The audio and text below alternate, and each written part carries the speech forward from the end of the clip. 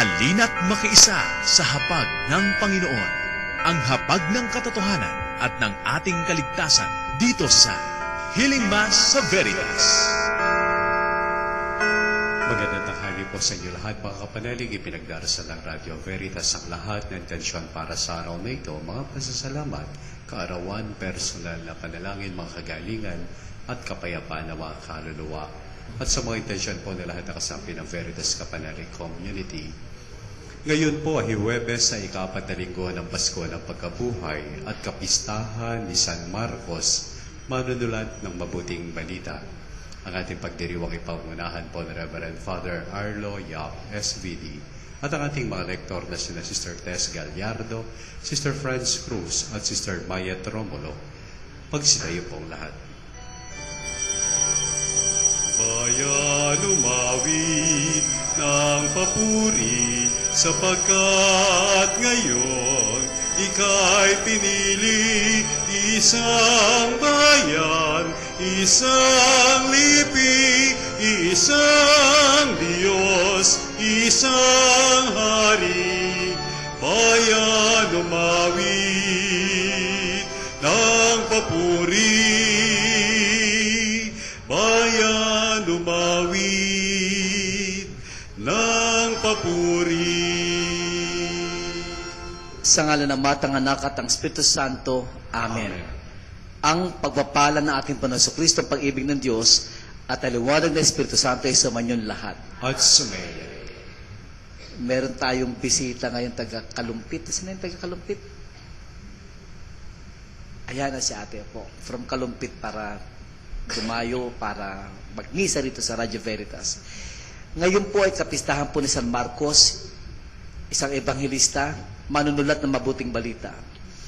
Sa ating po ebanghelyo, si Jesus nagbilin sa kanyang mga apostoles, sa kanyang mga disipulo, na ipangaral ng mabuting balita sa lahat ng bansa. At pinangako niya na siya'y laging kasama nila sa lahat ng gawain. Bago tayo magpatuloy sa ating katahimikan, tayo dudulog muli sa Panginoon, tayo hingin ng kanyang awa at kapatawaran para sa ating mga pagkakasala. Inaamin ko Sa makapangyarihang Diyos at sa inyo mga kapatid, na lubha ako nagkasala sa isip, sa salita, sa gawa, at sa aking pagkukulang. Kaya isinasamo ko sa mahal na Birheng Maria, sa lahat ng mga anghel at mga banal, at sa inyo mga kapatid, na ako'y ipanalangin sa Panginoong ating Diyos. kawan tayo na makapangyarihan Diyos, patawarin sa ating makasalanan, patubayan tayo sa buhay ng walang hanggan. Amen. Manalangin tayo. Ang maraming makapangyarihan, iyong idinarangal sa San Marcos na naging tagapaghatid ng mabuting balita sa iyong kagandahan loob. Hinihiling namin kami sana'y umunlad sa pagkakaroon ng kanyang kaalaman upang ang mga yapak ni Kristo ay matapat naming masundan. Sa pamagitan din ni Jesucristo kasama ng Espiritu Santo, magpasawalang hanggan. Amen. Amen. Pagbasa mula sa unang sulat ni Apostol San Pedro. Mga pinakamamahal, magpakababa kayong lahat at maglingkod sa isa't isa ayon sa nasusulat. Kinamumuhian ng Diyos ang palalo at kinalulugdan niya ang mababang loob. Kaya nga, pasakop kayo sa kapangyarihan ng Diyos at dakilain niya kayo ng pagdating ng takdang panahon. Ipagkatiwala ninyo sa Kanya ang inyong kabalisahan sapagkat Siya ang kumukup sa inyo. Humanda kayo at magbantay. Ang diablo na kaaway ninyo ay parang leong umaatungal at aali-aligid na humahanap ng masisila. Labanan ninyo siya at magpakatatag kayo sa inyong pananalig sa Diyos. Tulad ng alam ninyo, hindi lamang kayo ang nagtitiis ng ganitong kahirapan, kundi pati ang inyong mga kapatid sa buong daigdig. Pagkatapos ninyong magtiis ng maikling panahon, ang Diyos na bukal ng buhay ng lahat ng pagpapala, ang siyang magbibigay sa inyo ng kaganapan, katatagan, at isang saligang matibay at di matitinag. Siya rin ang humirang sa inyo upang makihati kayo sa kanyang walang hanggang kaluwalhatian, kasama ni Kristo. Sa kanya ang kapangyarihan magpakailanman. Amen. Sinulatan ko kayo sa tulong ni Silvano, isa nating kapatid, na lubos kong pinagtitiwalaan. Sa pamamagitan ng maikling sulat na ito, ay nais kong palakasin ang inyong loob at patunayan sa inyo na ito nga ang tunay na kaloob ng Diyos. Manatili kayo sa biyayang ito. Kinukumusta kayo ng mga kapatid na nasa Babylonia, mga hirang na pares ninyo. Kinukumusta rin kayo ni Marcos, ang mahal kong anak sa pananampalataya. Buong giliw kayong magbatian bilang magkakapatid kay Kristo. Ang kapangyarihan ay sumasa inyong lahat, mga tagasunod ni Kristo. Ang salita ng Diyos. Salamat sa Diyos. Pag-ibig mong walang maliw ay lagi kong sasambitin.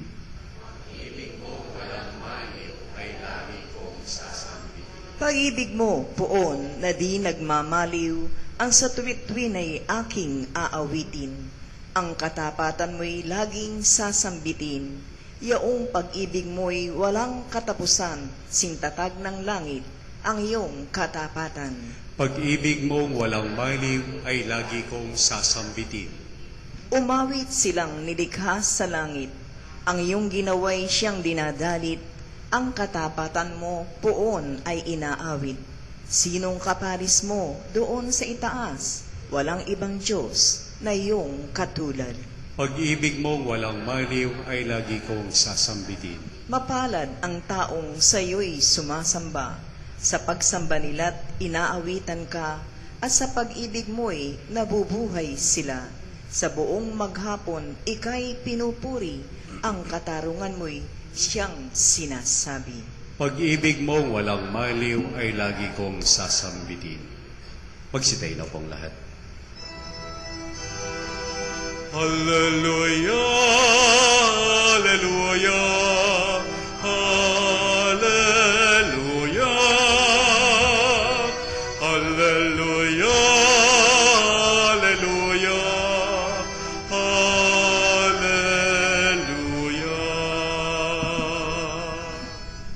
Sumainyong Panginoon. At sumayin. Ang mabuting balita ng Panginoon ayon kay San Marcos. Papuri sa iyo, Panginoon. Noong panong iyon, nagpakita si Jesus sa 11 alagad at sinabi niya sa kanila, "Humayo kayo sa buong sanlibutan at ipangalan ninyo sa lahat ang mabuting balita. Ang sumampalataya at mabinyagan ay maliligtas, ngunit ang hindi sumampalataya ay parurusahan. Ang mga sumasampalataya ay magtataglay ng ganitong tanda ng kapangyarihan. Sa pangalan ko'y magpapalaya sila ng mga demonyo at magsasalita ng ibang wika. Sila hindi maano, dumampot ng ahas o uminom ng lason, at gagaling ang mga may sakit na mapatungan ng kanilang kamay. Pagkatapos magsalita sa kanila, ang Panginoon ay inakyat sa langit at tumuklok sa kanan ng Diyos. Humayo nga ang mga alagad at tangaran sa lahat ng dako. Tinulungan sila ng Panginoon sa gawaing ito. Pinututuhanan niya ang salitang kanilang ipangangaral sa pamagitan ng kapangyarihang gumawa ng himala na ipinagkaloob niya sa kanila. Mga kapatid, ito ang mabuting balita ng ating Panginoon. Pinupuri ka namin, Panginoong Heso Kristo.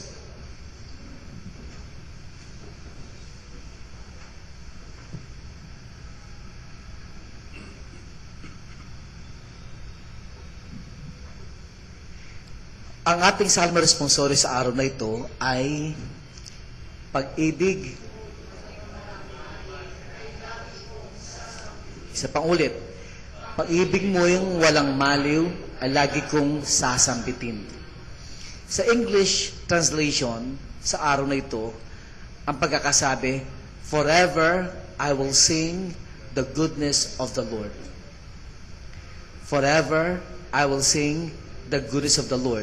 Kaya tama rin, pag-ibig mong walang maliw ay lagi kong sasambitin.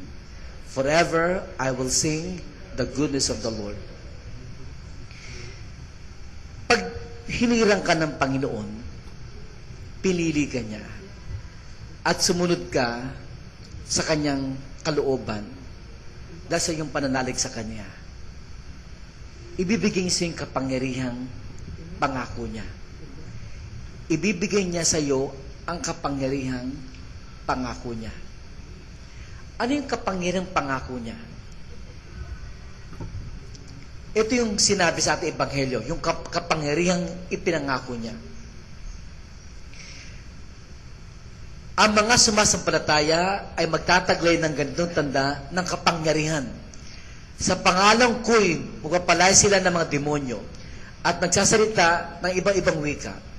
Sila hindi maano, tumumpot man sila ng ahas o uminom ng lason at gagaling ang mga may sakit na mapatungan ng kanilang kamay. Hindi sila maano, dumampot man ng ahas o uminom man ng lason. Hindi sila maano. 1992, October 22, papunta ako sa Baguio, ako nag-drive. Ito yung kinikwento ko na aksidente ako. Ang family ko po, mga magulang ko ay nakatira dito sa Quezon City. Ang daddy ko, doktor. Ang specialization ng daddy ko, internist and dermatologist. Pag dermatologist ng araw, hindi siya about cosmetics, hindi. Ang dermatologist ng araw tungkol sa skin diseases and most of all, allergies. Bata pa kami, ako po ay mayroong allergy sa penicillin. Hindi ko pwedeng painumin ng penicillin. Ang penicillin po, kadalasan po yung ginagamit parang antibiotics o parang anti-tetanus. Yan pag-alam ko. Di antimano ho, pag ako'y naturukan noon o kaya uminom ng penicillin, talagang pantal sa buong katawan at mahirapan ako huminga. Baka ikamatay ko pa. Okay? So, ganun pa ako nung bata ako. Every time may mangyayari sa akin, laging binibilin daddy ko, sasabihin mo lagi na meron kang allergy sa penicillin. Antimano po, October 22, 1992, on my way to Baguio, tatlong kasama kong SVD na pare. Akong driver. I was speeding at around 120 kilometers an hour. Opo, dyan po sa San Manuel, Tarlac. San Manuel, Tarlac. Yung po pagkatapos po ng Moncada, Tarlac, yung dire-diretsyong ganon, ang pinakadulo po niya ay boundary ng Pangasinan na. Okay? Dire-diretso kasi yun eh. Katanghalian, tapat ako nag-drive. Antok-antok kasi puyat ako. So talagang naiidip ako habang nag-drive. Kasi naiidip ako. Yung kalsada po, that time sa San Manuel Tarlac, ay bagong overlay ng espalto. Hindi pa napitpit ng piso maigi. So, yung tatlo kong kasama, tulog din, except yung isa na nagdadasal. Ako nakakatulog din, kasi tahimik eh. Nakakatulog ako. Ang huli kong recollection ng naalala ko, balibas sa bagong overlay, yung kotse, papunta ng kanan, na kung sa amin nakaparadang pison. Ang huli kong recollection, nakabi ko yung pakaliwa. Dire-diretso kami sa kabilang kalsada, buti kanyo wala kaming kasalubong. Pagdating sa doon sa shoulder nung kaliwang lane na papuntang Baguio, tubuhan yung aming tapat. Tumama kami sa isang puno na siyang, pagtama ko sa puno, hindi ako naka-seatbelt. Yung tuhod ko po, tumama sa dashboard. Pag tama ng tuhod sa dashboard, palibasan nakaupo, imagine nyo, kapanalig, nakaupo po ako, syempre ako yung driver, tumama yung tuhod ko sa dashboard. Umigkas yung hip ko, dislocation at saka fracture. Yung pinaka-femur nung aking ng hip, ng balakang, umigkas po yun. Yung pinakasakit, nabasag. Lumusot yung head nung opo. So, yung kotse nga, pagbangka pa doon sa puno, nag-turn turtle yung kotse 3 times. Pagbagsak, pati haya. Di, nawalan ako ng malay. Yung dalawang kasama ko, na safe naman sila. Yung isang kasama ko na nasa tabi ko, medyo yung muka, nabasag sa windshield. In short, nandiyan yung tulong na ho. Yun pala, nang nagising ako, yung 3 kasama ko na ilagay na na-safety na. Yung isang kasama ko, nando sa isang parang FX yung na sinakyan, ako nang buhot-buhot ako. Ako pala yung pinakagrabe sa aming 4. Buhot-buhot ako, naramdaman ko yung hip ko, parang bugbog lang. To cut the story short, dinala kami sa may Sacred Heart Hospital sa may Urdaneta, Pangasinan. Patanghalin yung pahapon na nandun na kami. Nung kami na sa hospital na, wala na akong alam, halos eh. Tinimbrihan, tinawagan yung mga magulang ko sa Quezon City. Dinalaman ng mga magulang ko. Maya-maya pa, umalis sila from Quezon City, papunta ng Pangasinan, Urdaneta.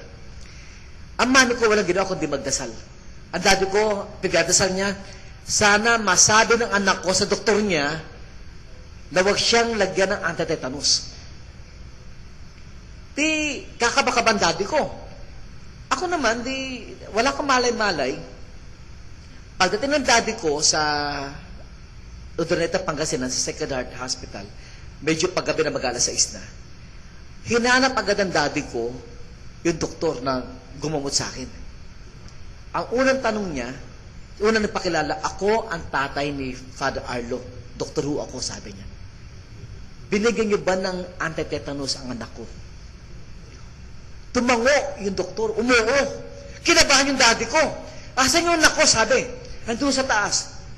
Agad yung daddy at mami ko, nagmamadali. Pagdating doon sa kwarto, nakita nila yung anak niya si Arlo, nakangiti, tawa ng tawa, tapos may mga bisita pa ako. Tapos, dilapit, Daddy, Mami, kumusta ka na? Okay naman ako. Wala ka ba nararamdaman? Sabi daddy ko, wala ka bang pangangati? Wala po, Daddy.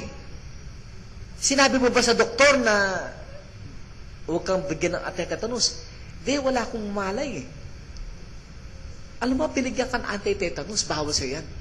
Ganun po ba? Pero wala kang nararamdaman. Wala naman po, masakit ang hip ko. And sabi nila, ni-reduce daw nila yung hip mo eh. Pag sinabi ni-reduce, binalik sa dati at pinapalan. Ang daddy ko nanlambot. Nung malaman niyang okay lang ako. Pero kung siguro, kung hindi ako okay, baka ikamatay na yun. Pero nanlambot ang tuhod, parang napaupo. Wala talaga nangyari sa'yo. Wala talaga, wala nangyari sa akin. Every time babasahin ko itong gospel na ito, yun ang unang sumasaisip sa akin. Kahit uminom ka pa ng lason, hindi ka maano. Bibigyan ka niyang kapangyarihan. Kaya yung ating first reading, yung tagubilin na San Pablo, tignan po ninyo. Tamang-tama eh. Ito sabi, pagkatapos ninyo magtiis na maikling panahon, ang Diyos na bukal ng lahat ng pagpapala, ang siya magbibigay sa inyo ng kaganapan, katatagan, at isang saligang matibay at hindi matitinag. Siya rin ang humirang sa inyo upang makihati kayo sa kanyang walang hanggang kaluwalhatian. Kasama ni Kristo, sa kanyang kapangyarihan, magpakailanman. Amen. Kasama ni Hesus Kristo. Kaya, pag ako'y nagbawa, meron akong ministry, ang lagi sinasaisip, kasama ko lagi ang kapangyarihan ng Panginoon. Itong misa nito, halimbawa, every Thursday, magmimisa ako rito sa Radio Veritas. Kasama ko lagi, ang lagi nasa sa isip ko, ang kapangyarihan ng Panginoon. Kung binigay sa akin ako'y mailigtas sa isang ika nga ay posibleng sakunang malaki, na pero ikamatay ko, kung kasama ko ang Panginoon, hindi ako maano. Kaya pala, bandang dulo ng ating response, ng ating gospel, tignan po niyo pagkakasabi. Nung hinayo niya ang kanyang alagad, sabi niya, tinulungan sila ng Panginoon sa gawain ito. Sa English translation, and Jesus was with them. Kasama nila. Hindi lang yung ako ay nagtrabaho through me, Jesus worked. Hindi. That Jesus worked with me. Kasama nila. Tinulungan sila ng Panginoon sa gawain ito. Pinutahanan niya ang salitang kanilang pinangangaral sa pamagitan ng kapangyarihang gumawa ng himala na pinagkaloob niya sa kanila. Isang halimbawa. Pangalan mo? Kaya ka John Michael. Saglit lang. Si John Michael, lagi sumisimba rito sa Radio Veritas. At pagdating ko rito kanina, siyempre medyo maaga, sinalubong ko ni John Michael. Nagmano siya at may ibinalitang maganda. Anong balita mo sa amin, John Michael? Bago ko po ibigay sa inyo yung mabuting balita. Actually, 6 Thursdays ago, bago yung pinakang let exam ko, pumupunta ako rito every Thursday with kasama si Father Arlo. And then, March 10, 2013, nag-let exam ako, eto na. Super nahihirapan talaga ako sa exam. Talagang licensure examination for teachers. Talagang kumapit talaga ako sa Rosario. Nung professional education, super nahirapan talaga ako. Hindi ko makayanan parang paiyak na talaga ako. And talagang pinagdasal ko na lang sana makayanan ko to. And finally, nung April 18, bumalik ako rito, and I was so shocked. After the Mass, I saw my name in the licensure examination for teachers results, and I passed the licensure examination for teachers. Thank you, John Michael. Teacher ka nga. Kasi kumpas ka ng kumpas. Hindi malayo maging music teacher ka rin kasi kumpas ng kumpas eh. At hindi lang yan.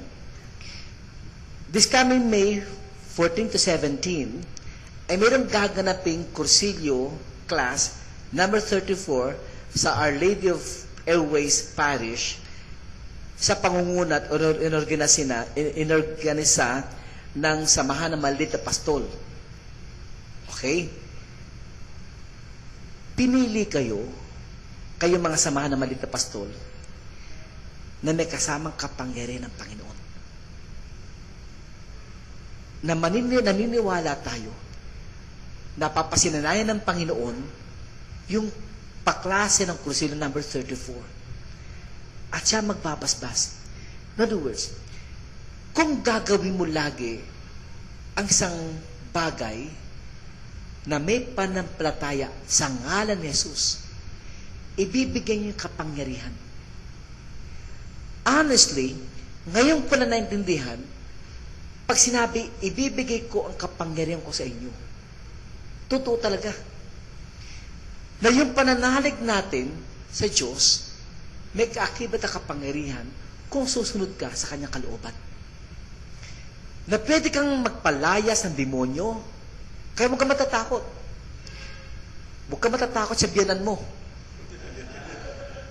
Hindi ko sinasabing demonyo biyanan mo, ha? Pwede kang magpalayas ng demonyo. Pwede kang magpato ng kamay sa kagalingan ng iba.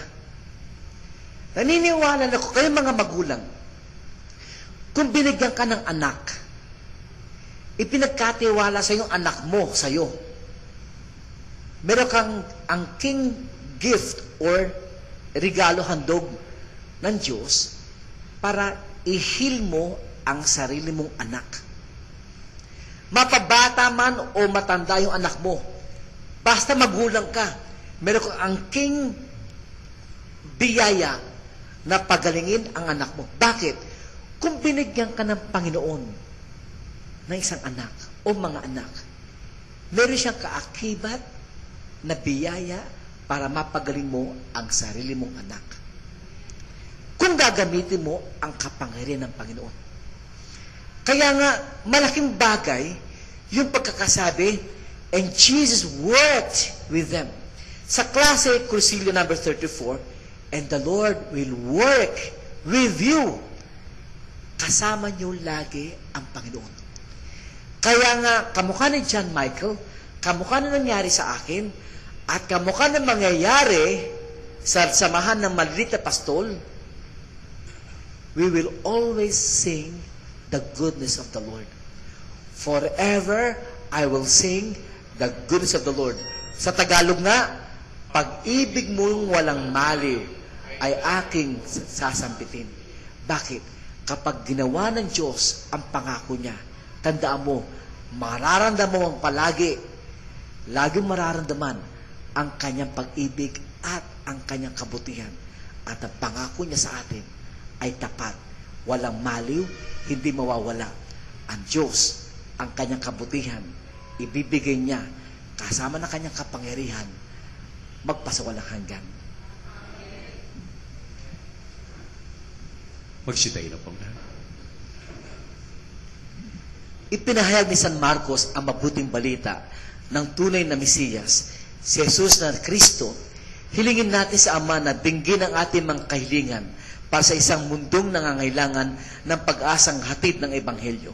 Sa bawat kahilingan na ating sasagot, Panginoon, dinggin mo ang aming panalangin. Panginoon, dinggin mo ang aming panalangin. Ang simbahan, naway maging isang buhay na tanda ng tunay na malasakit at tapat na pangangalaga sa mga itinatakwil ng ating lipunan. Manalangin tayo sa Panginoon. Ang mga lumihis sa matuwid na landas, naway marinig ang tinig ni Kristo, ang mabuting pastol na tumatawag sa kanila para magbalik sa kanyang kawan. Manalangin tayo sa Panginoon. Panginoon, dinggin mo ang aming panalangin. Ang mga kabataan, naway marinig ang tinig ng Panginoon na nananawagan sa kanila sa pagbabalik loob at sa isang buhay na nakatalaga sa paglilingkod. Manalangin tayo sa Panginoon. Panginoon, dinggin mo ang aming panalangin. Ang lahat ng nagdurusa o may karamdaman naway makaunawa sa mahal na mahal sila ng Diyos sa pamamagitan ng pangangalaga at pansin na ibinibigay natin sa kanila. Manalangin tayo sa Panginoon. Panginoon, dinggin mo ang aming panalangin. Ang mga yumao naway makapasok sa pintuan ng kulungan ng tupa at magdiwang nakasama ng pastol at gabay ng kanilang mga kaluluwa. Manalangin tayo sa Panginoon. Panginoon, dinggin mo ang aming panalangin. At para sa mga kaarawan, sa mga susunod na araw, sina Rene Jose, ating kasama sa Radyo Veritas, sa April 25, ngayon. At si Lenny Urbanes at Boyet Pre, para sa pasalamat natin sa Panginoon para sa anibersaryo po ng Perpetual Vows ni Sister Anunciata Santa Ana, SPC.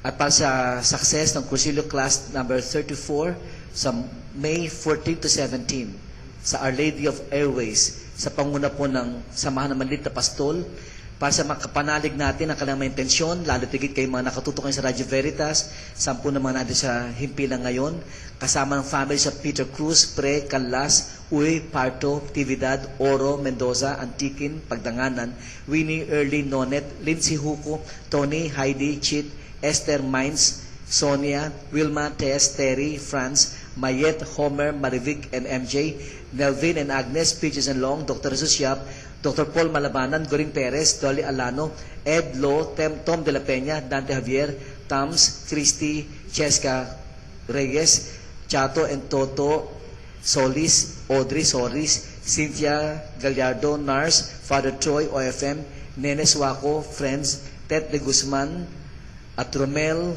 Pangilinan. Para sa kagagaling po ni Sinaida Laksa, Elizabeth Ortega, Romeo Salazar, Vic Ignacio, Benner Singh David, Bibsin Apple, Nelly Rendor, Tita Glo Cabrera, Leten Jun Hongko, Arvi Bartolome, Dali Canseco, Lodi Tayaw, George Lane, Carlos Cañaveral, Sister Ramira Uy OSB, Nina Toyang and Lorraine Uy, Auring Parto, Tony Malabanan, Tams Reyes, and Mines Esperancilla. Manalangin tayo sa Panginoon. Panginoon, dinggin mo ang aming panalangin. Makapangyarihan Diyos, sa tulong ng mga panalangin ni San Marcos, tapat na ebanghelista, ininalapit namin sa iyo ang aming makahilingan sa pamamagitan ni Kristong aming Panginoon. Amen. Kunin at tanggapin ang alay na ito, mga biyayang nagmula sa pagpapala mo. Tanda ng bawat pusong pagkatinibig mo, ngayon nananalig, nagmamahal sa'yo. Tinapay na nagmula sa butil ng trigo, pagkain nagbibigay ng buhay mo. Malangin mga kapatid, upang ito paghahain natin kalugdan ng Diyos sa mga makapangyarihan. Tanggapin nawa ng Panginoon itong paghahain sa iyong mga kamay sa kapurihan niya at karangalan sa ating kapakinabangan at sa buong sambayanan niyang banal.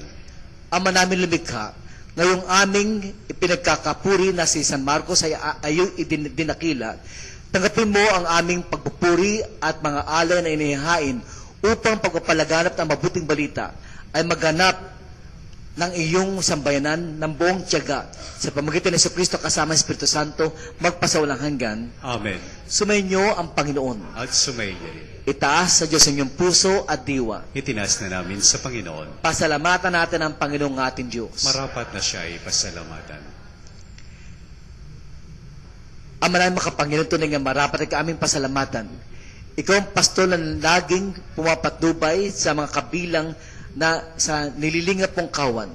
Ito ang ginanap na pananagutan ng gilimong anak at pastol ng tanan.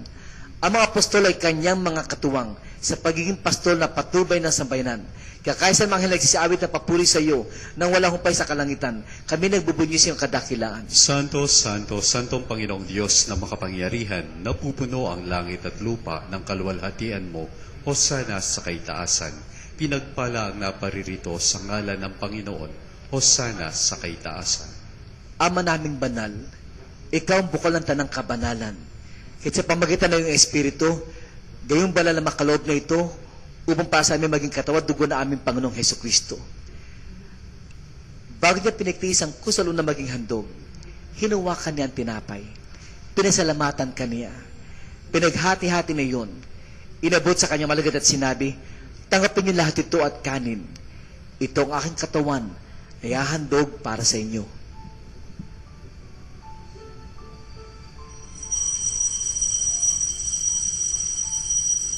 Lord Jesus, forever we will sing your goodness sa amin, Panginoon. Salamat sa lahat ng kabutihan mo. Salamat sa lahat ng kapangyarihan niyo, Panginoon. Salamat po.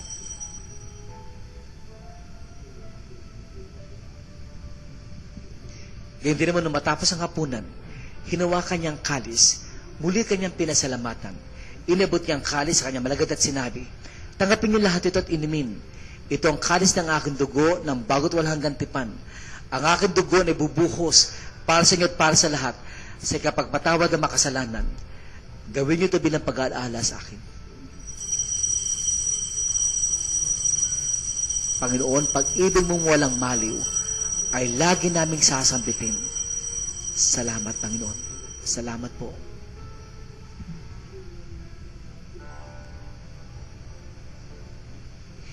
Ipagbunyi natin ang misteryo natin pananampalataya. Si Kristo'y namatay, si Kristo'y nabuhay, si Kristo'y babalik sa wakas ng panahon. Ama, ginagawa namin ngayon pag-aalaala sa pagkamatay at muling pagkabuhay ng iyong anak. Kaya't iniaalala namin sa iyong tinapin nagbibigay buhay at ang kansa nagkakalot ng kaligtasan. Kami nagpapasalamat at kami minarapat na tumayo sa harap mo para maglingkod sa iyo. Isinasama namin kami magsasalo-salo sa katawan dugo ni Kristo ay mabukod sa pagkakaisa sa pamagitan ng Espiritu Santo. Ama, lingapin mo simbahan na ganang sa buong daigdig. Puspusin mo kami sa pag-ibig, kaisa ni Francis na aming Santo Papa, Honesa na aming Obispo at Tanang Kaparian. Alahanin mo rin mga kapatid naming nahimlay na may pag-asa sila muling mabubuhay. Lalo tigit si Efrem Villamor sa kanyang first death anniversary, Adoracion, Leonardo and Belen Yap, Rolando Ramos, Lourdes, Apollonia at Angel Malabanan. Ganyan din lahat ng mga pumanaw. Kawan mo sila at patuloy sa iyong kaliwanagan. Kawan mo at pagkitapatan kami lahat na makasalo sa buhay ng walang wakas.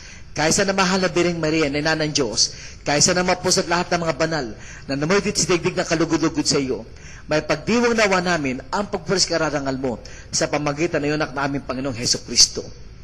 Sa pamagitan ni Kristo, kasama niya at sa Kanya, ang lahat ng parangal at papuri sa iyo, Diyos ang mamakapangyarihan, kasama Espiritu Santo, magpasawalang hanggan. Amen. Ating dadasalin ang panalangin tinuro sa atin ating Panginoon. Ama namin, sumasalangit ka, sambahin ang ngalan mo, mapasa amin ang kaharian mo, sundin ang loob mo dito sa lupa para ng sa langit. Bigyan mo kami ngayon ng aming kakanin sa araw-araw at patawarin mo kami sa aming mga sala para na pagpapatawad namin sa nagkakasala sa amin at huwag mo kaming ipahintulot sa tukso at yadya mo kami sa lahat ng masama. Hiniling namin kami dyan sa lahat ng masama, pagkalooban ng kapayapaan araw-araw, iligtas sa kasalanan at ilo sa lahat ng kapahamakan. Samantalang aming pinananabikan ang dakilang araw ng pagbahayan sa Kristong aming tagapagligtas. Sapagat sa iyo ang kaharian at ang kapangyarihan at ang kapurihan magpakailanman. O Panginoon sa Kristo, sinabi sa mga apostol, kapayapaan iniiwan ko sa inyo. Ang kapayapaan ay binibigay ko sa inyo. Tunghayan mo aming pananampalataya at huwag ang aming pagkakasala. Pagkalooban mo kami ng kapayapaan at pagkakaya sa iyo sa iyong kalooban, kasama ng Espiritu Santo, magpasawalang hanggan. Amen. Ang kapayapaan ng Panginoon sa inyo. At sumayin niyo rin. Sa sign of peace, lagi kong binabanggit, may awa ang Diyos. O sinasabi ko, mabait ang Diyos. This time, I would suggest when you bless each other, give that peace to one another, you can say, ang galing talaga ng Diyos. Ang galing talaga ng Diyos. So bless each other, God bless you, and peace be with you. Ang galing ng Diyos. Okay, do this now in Jesus' name, kapanalig. Ang galing ng Diyos, peace be with you po sa inyo lahat. Bless you po. Magaling ang Diyos talaga. Amen. Opo, palakpakan natin Panginoon. Kordero ng Diyos na nag-aalis ng mga kasalanan ng sanlibutan, maawa ka sa amin. Kordero ng Diyos na nag-aalis ng mga kasalanan ng sanlibutan, maawa ka sa amin. Kordero ng Diyos na nag-aalis ng mga kasalanan ng sanlibutan, ipagkaloob mo sa amin ang kapayapaan. Mga kapatid, ito si Jesus. Pinangako niya sa kanyang apostoles, sa kanyang mga disipulos, sa lahat na sumasampalataya sa kanya, na He will always work with them.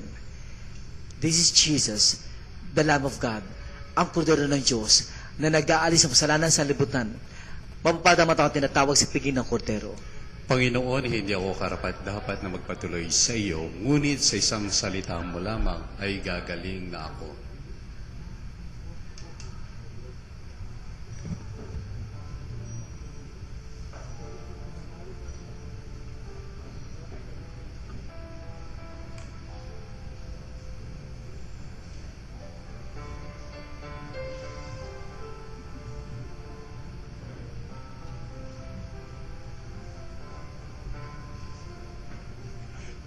Mga kapanalig, ating dasalin ang komunyong espiritual. O Jesus, nananalig ako sa pananahan mo sa kabanal-banalang sakramento. Minamahal kita higit sa lahat at hangad ka ng aking kaluluwa. Hindi ko man matatanggap ngayon ang iyong katawan at dugo, inaasahan ko na patuloy kang mamumuhay sa aking puso. Naniniwala ako na narito ka at kaisa ka ng aking buong pagkatao. huwag mong ipahintulot na mawalay ako sa iyo. Amen. Ay hangganan, ang noon natit ngayon, di inaadlangan. Kung ganap na bukas, ang sa atin naghihintay.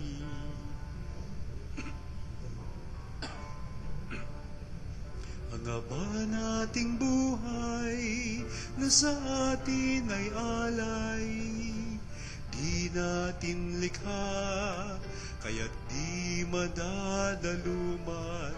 Saan man maglakbay, may patutunguhan, landas na dakila ang kahinatnan. Matamis na ngiti ang ating ilalaan, sa bawat simula ang karugtong ay hangganan. Ang noon natin ngayon di nahahadlangan, kung ganap na bukas ang sa atin naghihintay.